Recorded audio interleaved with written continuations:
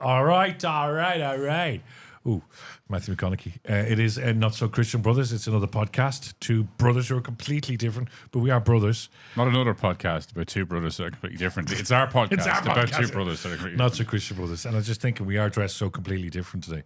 Yeah. And one is colourblind, the other one has some fashion sense. There's a reason I wore this, which I'll talk about in a minute. Really? Right? Yeah. And I've decided there's a reason why I'm going to wear these even in greater colour. So if you're watching on YouTube, it's a fairly crazy colour. And if you're listening on audio, good luck to you. And in previous episodes, we did discuss the possibility that maybe you are a lesbian. So that could be part of it. Yeah. I mean, there could be that inside you. The inner woman tried to scream out through the flowery shirt. I was with my doctor the other day. Well, actually, no, my gynae. And, now, we are going to tackle suicide because we're going to talk about it because some of the stats coming out at the moment are... Well, actually, it has declined in Ireland, but it's still quite That's serious. quite a big segue from maybe you're an inner lesbian, you were with your gynae, and we're going to talk about suicide. Is there a more easier way to bring the audience through to that?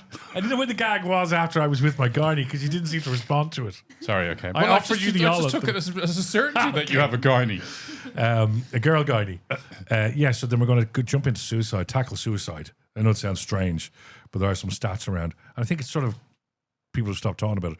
And then what we're going to do on the podcast is producer Rebecca is going to introduce us with a secret question each week, which will, I think, sort of just deal into our brotherhood and our family brotherhood, because there are people who have been sending a lot of letters saying they don't believe we're brothers.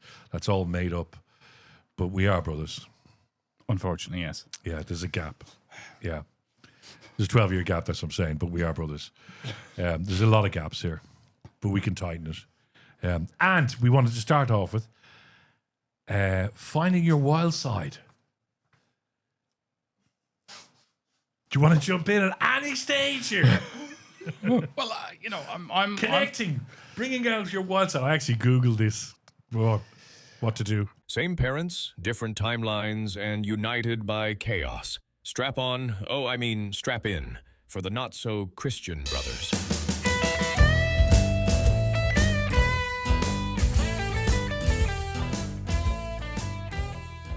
I think it's an interesting concept to find your wild side, and I don't really know how people feel about what part of themselves that maybe they've lost that they have to re-find. But I also think the opportunity is available for you all the time to kind of stay kind of curious. I think like childhood curiosity and exploration is fun. But so would you, I mean, there are some people out there, and obviously with the stresses of life and everything going on, that possibly they've got into a rut of life, and they look back at, I mean, everyone always looks back at when you didn't have kids. Oh my God, we were crazy. We were out every night, and, weekends were a blur. And now that's not necessarily your wild side, but one felt that one had a wilder life back then. And certainly, like, when I think back to being in college and that. So it's like, why does that go? Or are we forced to let that go? And should we, I think what we lack in life is spontaneity. I think that's what really brings out the wild side of you. Just doing things off the cuff. Yeah, potentially, but I think the... When's the last time you did something spontaneous? Friday, I don't know. Yeah, Friday, London, went out. Something went to the West End, stayed in London. Did you go to a show? No, ended up just going for dinner and meeting some friends. But did you remove any items of clothing? No. Did you run up and down Regent Street shouting, "Come on, Ireland"? No. See, that's spontaneity, though. Well, it's not, though. Like, you have to also embrace spontaneity in terms of what it is versus stupidity, right? No. They are bedfellows. Okay, all right. Well, so are we talking about how we reclaim our spontaneity, or how we reclaim our vision of what we think our youth should have been? Or I don't really know where we're going. It's just like what were we when we felt we were wild or crazy or devil may care? And I think as you get older, there is a certain responsibility that we have in life, and we choose a path, or what we read, the way we are, the people we're with, the way we dress. And I think all the time we're just getting boxed in a little bit more and a little bit more and a little bit more. And then if of my age, I do something crazy or stupid or mad or wild, the people are going, geez, that's a bit, not sure about that. That's like a little bit stupid. Have you done something that you need to talk to us about? Is there a pending court case we don't know about? No. I mean, I'll just go of a night, just go do something, just go out on my own even, or just in the middle of the week, just head off somewhere, or wear crazy shirts, go to stupid gigs, But that's called living, right? I mean, like... Not a lot of people don't do that, though. Well, I think, but it depends on how you measure how you want to live, right? Just because wearing that shirt for you is deemed to be crazy. I'm sure for the guy who's, BMXing off the side of a cliff or skydiving out of a plane, he doesn't find your particular stance on crazy as crazy. So it's relative, right? Yeah. But I think we as we get out, I mean, if I speak from present perspective, I think I spent a lot of time in my teens and all of my 20s, I would say, being relatively crazy. I mean, I was still running a company back then, but I would have been out, I would have partied a lot. And then I think you kind of get through that and you go, I've kind of rinsed that out of the system. I don't need to do that anymore to find joy. I think the pursuit of living is just finding those moments of joy and happiness. Yeah, I know, but I just do. I sort of love spontaneity. So I was so spontaneous before we came out. I Googled bringing out your wild side, right? And it said you need to. So this is some of the things: walk barefoot through the forest. Now, that can be dangerous. I've done that many times. Yeah, but I mean, you step on a squirrel or something. You know what I mean? Or a squirrel shit, you're in trouble. Move your body, engage in dance. I do like that a lot. Dance like nobody's looking. Yeah. Check out my Instagram. You'll find me dancing on tables. I remember that a couple of years ago. Yeah. We thought there was an intervention heading. There's always an intervention heading. It was just and try wild workouts. Well, you do that. You swing your rope. I was boxing this morning, so I box twice a week with a coach who trains. Who do you box? Do you box him? We box together. We kind of spar and so I do that. I do it twice a week, and he's a super athlete. I think you've passed all these tests. Come on, because the other one is: do you forage? No. Who was I with recently that was starting to point out all the different mushrooms? We were walking along a golf course. That's definitely a way to find your wild side. Isn't it just? Find somebody who. And I go, no, don't go near that one. But that one's great, and that one we use for soup. There was a restaurant we were in years ago, and it was a foraging restaurant. As in, out the back was this very unkempt garden with all sorts of stuff, and the chef would come in and tell you, would you like some dill and chives and spring onions, and you'd watch him through the window going out the back. Now, I thought he was a bit of a cheapskate doing that.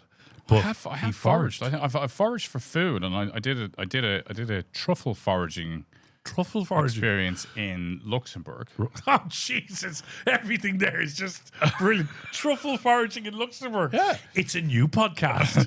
It's truffle foraging with Justin. Truffles are big. Did you have a pig with you? Yeah, they had the pig as well. You have to. But there's a whole weekend experience of truffle eating in Luxembourg. Well, it starts with foraging, and then truffle eating. Right? Okay. I love truffles. Do you? Very expensive, aren't they? Very expensive. So hang on a second. Were you on all fours? No, I wasn't the pig. No, how do you truffle forage? You just let the pig do the work. Pig does the work. You go around. You talk to the experts. They talk about the different, because there's many types of truffle. Yeah, of course. Forage for. Can you get high from a truffle? No. Can you smoke a truffle?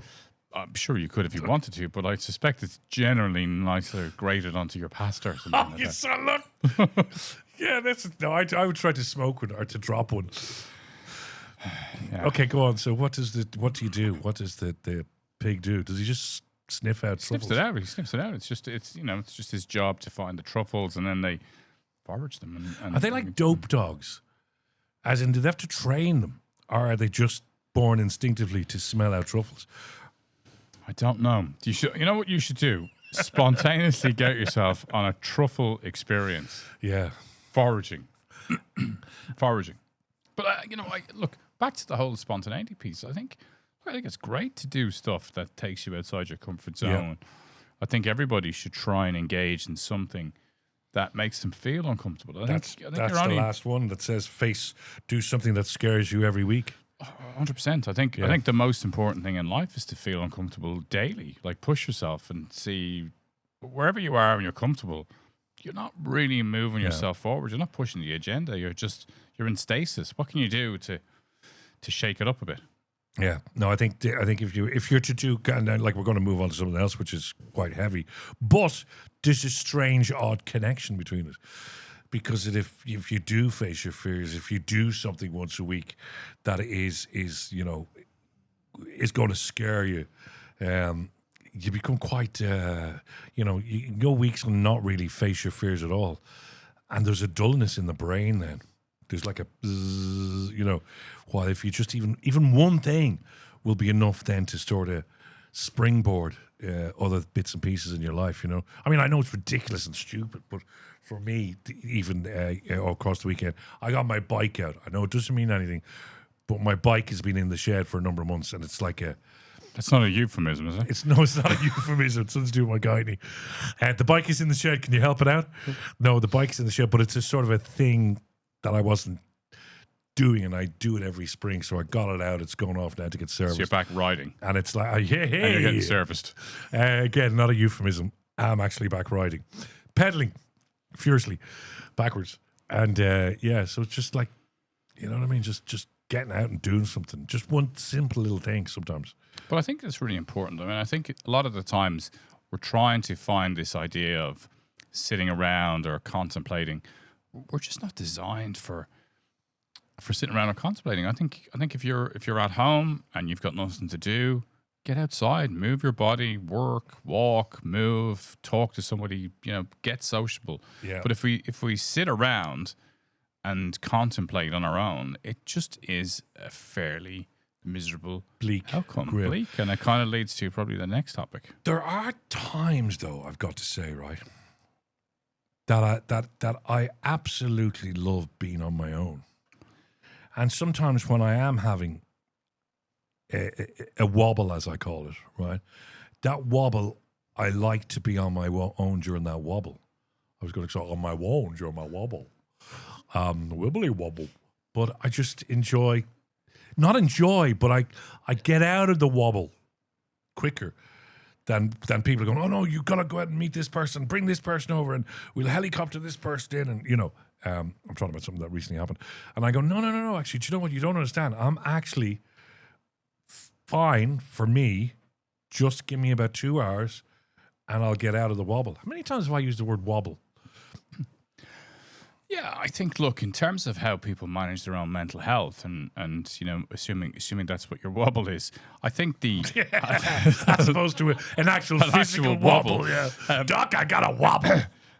I think everybody's got to find their own place and space. I mean, I don't think there's anything wrong with being on your own. I think the point is, if you're in a state, and if that state is depressed or anxious, you still have a sovereignty. You still have a capacity to choose not to be in that state. But that's a really hard choice, because generally that requires you doing something. So it might be adapting your breathing. It might be going for a run. It might be going on your bike. Yeah. So I think it's also the understanding that when we get into a rut emotionally, we have an ability as humans to get out of it. And if you get out of it in 2 hours, that's great. I mean, I think what's important to understand is that the decision to stay in that state is one that's generally with that person who chooses to be in that state. Yeah. But we all have a choice. I actually went to the movies on my own. I love going to the movies. Yeah. It's one of my favorite things. I know. I absolutely love it. I went to see the new Bradley Cooper one, the one that's meant to be the story of John Bishop and how he became a comedian. Is this thing still on? Oh, don't do it. But now, mind you, I'll definitely go and see it then. Because I like it. Every time I give a bad recommendation of a movie, you're on the Instagram going, that was amazing. Like, you loved it. We've had the conversation of Bruce Springsteen, and I felt deflated after it. So this will probably become your favorite movie of all time. probably will. Yeah, yeah. So I do want to go and see it. I mean, I do really like John Bishop. Well, he's I not really in like it, Bradley but- Cooper. So Will Arnett plays the part of John Bishop in it. Yeah, and I really like Will Arnett. And He's so do very I. funny. So do I. It's just, it felt more like it probably could have been a Netflix series than a really strong, long 2.5 hour movie. It just went on a bit. But anyway, it got me out of my wobble. That's all that's important, isn't it? So here's we move on to suicide. Yeah. Okay. Just stats first, right? Because obviously, this is something I've been thinking about, right? Obviously, after adolescence came out and we started talking about male toxicity and we started talking men and men's health and men's mental health, and there was a great conversation about it. And then I just feel that we got so oversaturated with it that now it's almost gone away, you know? I mean, there has to be a normalcy for men to be able to talk about their mental health, for men to be able to talk about their mental health. And it can't just be an occasion or a reason or a cultural event. And then we all talk about it for a couple of months and then it just goes again. Like it has to be like a normal conversation people can have. I was just looking at the last set of stats for suicide in Ireland. Total deaths, 500 deaths were attributed to suicide. Males account for 77.8%. The highest number of deaths occurred in the 40 to 44-year-old group, which was 63 deaths. And what I thought was really, I don't know, it's just, I hadn't seen this stat before, that males aged 70 to 74 had the highest crude rate at 25 per 100,000. So I thought that, I'd never seen a statistic before about the age breakup of like 70 to 74, that demo having a high rate of suicide. Well, it's interesting though, because so generally speaking, people, especially men, when they get into their 70s, their propensity to be in a depressed or anxious state decreases significantly. Right. So the statistics show that people's mental health outcomes usually improve once they get over 70, unless there's underlying dementia. Yeah. Because then that generally is attached to higher rates of anxiety and depression. But I also think as well, in terms of the profile, I think it's really important to note that if you look at studies as well, suicide ideation, so the thought of killing oneself, which is a much more future thought process. So I mean, an actual point of moving towards near planning is statistically higher in women, but at the death of men is higher than women in suicide. But also that's predominantly because men tend to choose far more egregious or aggressive outcomes. So they tend to die by shooting, hanging, which inevitably leads to a higher likelihood of death, whereas women tend to overdose and often are found and saved. So when we look at like what is happening, people generally come to that idea of thinking about killing themselves, men or women.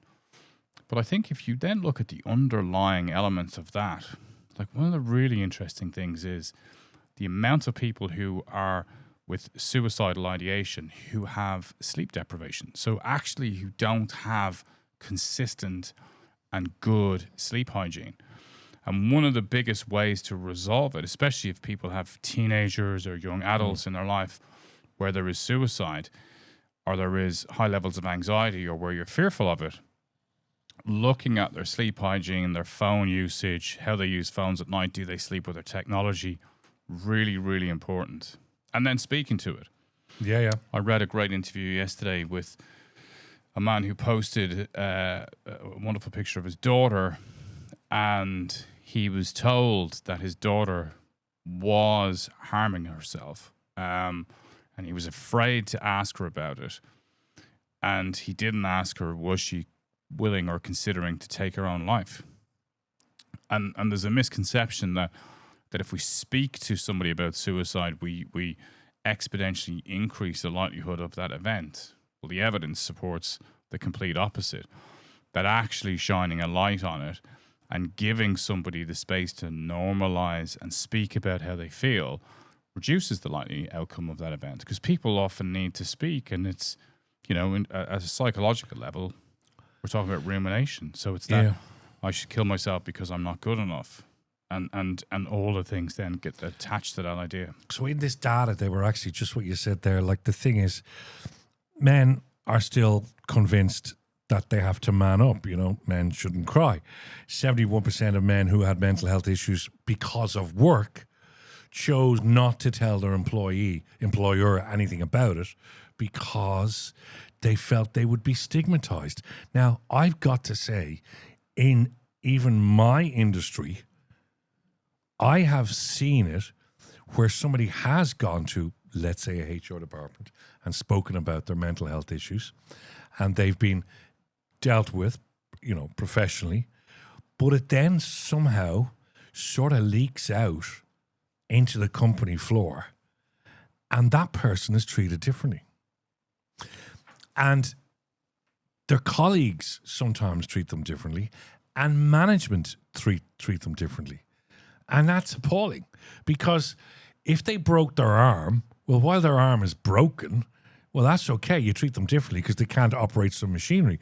But as soon as their arm is better, they can operate that machinery and nobody even questions it. But with mental health issues, especially in the workplace, when you have been labeled with that and then you get help and you are better, your arm is cured, the stigma it stays with you. And that's why an awful lot of people are afraid to talk about it. I disagree. Because, okay. Well, I could quote chapter and verse on this. Well, I can only speak from experience, which is I've spoken openly many times about my own challenges back in 2015, and I unquestionably could be cast as unreliable, or people could question my mental acuity, and I'm sure some people maybe still do that, right? I don't really know, nor do I particularly care for it. But the reality is, like you say about a broken arm, you go off and you fix it, and then you move on. And I think there are really good examples, like the CEO of Lloyds Bank in the UK was in 2013. He was one of the first people at a senior level to say, I'm struggling, take a break, come back and do his job again. So I do think there are examples where people do that, and I think we need to talk more about it. Yeah. But equally... No, you're saying both cases there are CEOs. You're a CEO, he's a CEO. I'm talking about the guy that's easily replaceable on the floor, that suddenly develops a mental health issue, deals with it through management, but then when his contract comes up, and I know it, management's gone, don't know, he's been a bit troublesome. And then it also, people then who have dealt with that in other parts of the industry are labelled with it. I've heard it. I've been in rooms where they go, really, you think of taking them? Do you not remember? He seemed to take a couple of months off and things weren't great. So where you're replaceable on the shop floor, there are many reasons for management to find you replaceable. One of the first is if you've had a mental health issue. And that's why 71% of people in this survey are saying they will not talk to their boss about it. I think that's really sad. Well, I think. Look, I've experienced lots of people in my businesses over the years who've had mental issues, and I think from an employer perspective, you support them, but equally they have to demonstrate that they've actually done something to get well. So the onus is not only just on the employer, but the employee too.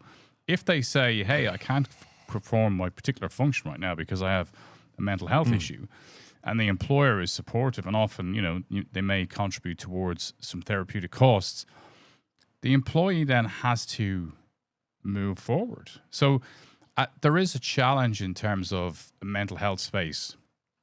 And I do think from an employer perspective and from a general population perspective, we're also over-reliant on overwhelm and too much anxiety and I can't cope. And there are times when some people are in certain jobs and maybe they actually can't cope. Maybe they need to change jobs.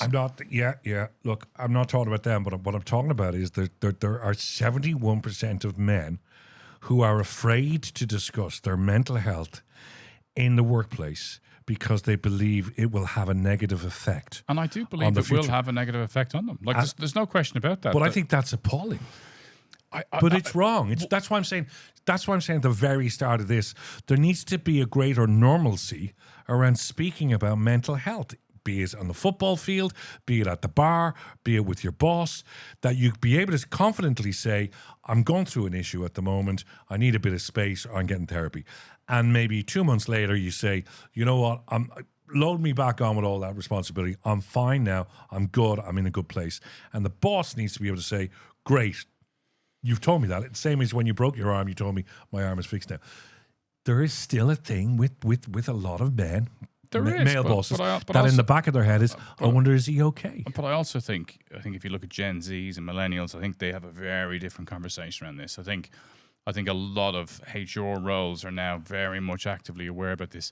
So I think there's far more conversation going on about mental health than we would be exposed to, because, you know, at much younger levels it is. I think in our demographic, yeah, unquestionably, you know, for me, men in their 50s, for you, men in their 60s, I think there is a real reservation around it. And I think we unquestionably come from a culture where... No, but this is now. This survey is now. I know, this surveys people in the workplace. Yeah, no, I'm just... This sorry. is 71%. Well, I don't agree that's an age-appropriate survey. I think you'll find... And I employ younger people. I think you'll find that they're very actively engaged in talking about mental health. God, they're not. They're absolutely not. They're nearly worse than we were. I mean, the proof of the pudding is what you just said a few minutes ago. The screen time they're on, the pressures they're on, the things they have to do. They're under financial pressure from a much earlier age than we are. I'm not you know, I think we still have a huge pressure, but I do think that they're more willing to articulate how they feel. I don't think so. I really don't think so. I've experience of it, and I disagree. So you have men, right? You have men, and they were asked, why are you not speaking about this, right? And the main reasons they said, I have to learn to deal with it myself, right? Which is wrong. I don't wish to burden anyone, that was 36%. I'm too embarrassed. And that's a big thing in workplace, because you're going to be stigmatized. And then the big one, there's a negative stigma around this type of thing. I think we are still in an appalling place with men's mental health, and I don't think we're any better. I'm not disagreeing that. I think we're talking about it more, but I don't think we're fixing it. But I don't think there's a disagreement from me in terms of the fact that it can be better. Yeah. But if we move to what does solving look like, what's good look like, then how do we fix it? I think one of the ways of fixing it is normalcy. I know I've used that word more time than wobble in this podcast so far, but I think if we can get to an acceptable point that if a man doesn't have to man up, if a man can actually openly speak about his mental health as much as his love for Man United, and we deal with that in a normal way, whereby it is an illness, not unlike a broken foot, a dodgy back or whatever, and we accept that when you get through it, we can check in on them, as we always do with checking in on a guy with a bad back, but we don't stigmatize them. There is, especially in Ireland, there's still a stigmatism about admitting that you have a mental health issue. I believe that, and that's coming from having a 31-year-old son who's in an industry that he's spoken about it, that he's spoken about people who've left parts of his industry because they were bullied because of it. I've seen that as well. And I come from it in a management over the years and years where I've seen other members of management questioning somebody, maybe even though they had a mental health issue 6 months ago. Do you think they'll be okay for the company? But I don't disagree with you, but I don't think we solve it. I think the reality is this is how things are going to be and how they have been. I think the more conversations that come about and the more people actively feel like they can speak, the better. But I think for most men, an employment position is probably the least likely place that you're going to go and seek help. I think first and foremost, it's speaking to somebody in your immediate circle and speaking to somebody that, you know, maybe is going to just be able to give you 5 minutes to hear what's going on, or to speak to the Samaritans, or to speak to, an agency that's there to actively listen. Employers are not designed to actively listen. You know, most employers are designed to make money, and unfortunately, that is not congruent with managing people's mental health. As harsh and all as it is, I know. that's a challenge. That's where we are now. That is the challenge. And I think what we have done in the last couple of years is we have opened up a space where men are better, because we've reduced the suicide figures, where men are better at speaking about their mental health. My issue is the people they're speaking to are not getting it.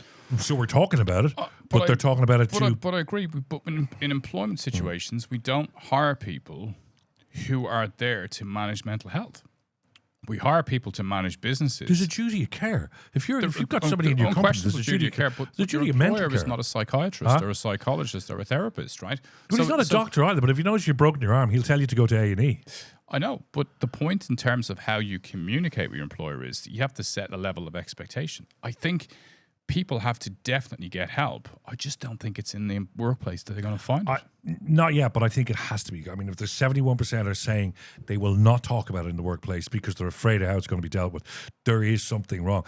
The amount of man hours that are probably lost through mental health, that if management had a better understanding of it, because we're all about making profit, we're all about money, we're all about, getting the man hours, there's probably so much lost because of stress, because of management stress, because of mental health, that if it was dealt with a little bit better in where they work by the employers, they wouldn't be taking that time off because they would trust the employer to be able to help them deal with it on their daily work, as opposed to, I can't go in there tomorrow because I know I'm going to be looked like some sort of crazy mad guy, so I'm going to take 2 days off.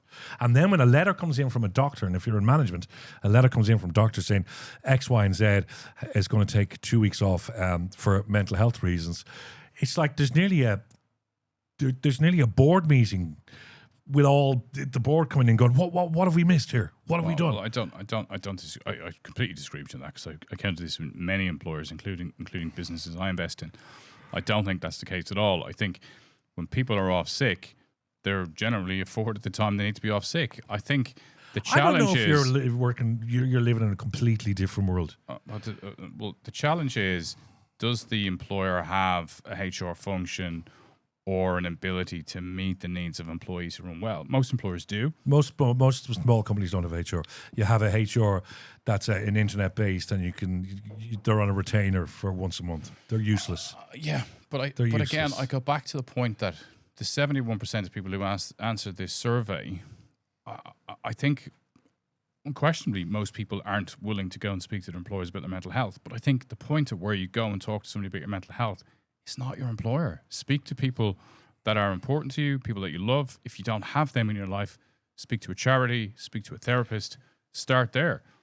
And then decide what your path is with your employer. I think that's sad. I think it's a really sad indictment of where we are now in 2026, when we're really trying to get people to open up about their mental health, where we're really trying to get men to talk about it. And now we're going, well, that's okay, but go talk to a charity or go talk to... I'm not saying that. I also know that from many... We're not solving for this. And what I'm saying is this is I'm not saying that that's what you're saying. I'm saying they're the avenues that people have. That's where we are, but it's really sad indictment. And the last thing I want to say, because our producer's waving at us, is I also think, for the context of this conversation, it's really important to know that suicide ideation is not higher in men than it is in women. So the conversation has to be extended to the fact that women need to find that space to be able to speak too. They have the same challenges, the same issues, and we need to create a space where people can openly speak to each other. So share time with a friend, have a good conversation with people. Don't be afraid to ask somebody, how are you? There is a thing whenever we spoke about something like this on radio, even now when we speak about it on radio, charities ask, can you put in the numbers? So when we're editing, can we stick in the Samaritans helpline? We can put footnotes in it. Yeah. Just in context with this, let's save our lovely fun question for Sunday's show. I don't think it's appropriate for this one. I don't know. I just think let's wrap it. This is such an important conversation. I don't know if we want to digress off into something light and fluffy, but we can do it on Sunday. I think we should get light and fluffy. No. Do you want to? I think she knows what the question is. It's a juicy one for Sunday and it's lovely, but I think that was such an important chat, and I think you handled that absolutely immaculately, but I don't think we need to get really light now. So It is Not So Christian Brothers. We are brothers. He's Justin Caffrey. I'm Colm Hayes. We want you to like. We want you to subscribe. We want you to listen. We want you to share. And as we said, because that was a heavy enough conversation, there will be a number for the suicide helplines here, because the boss ain't going to talk to you.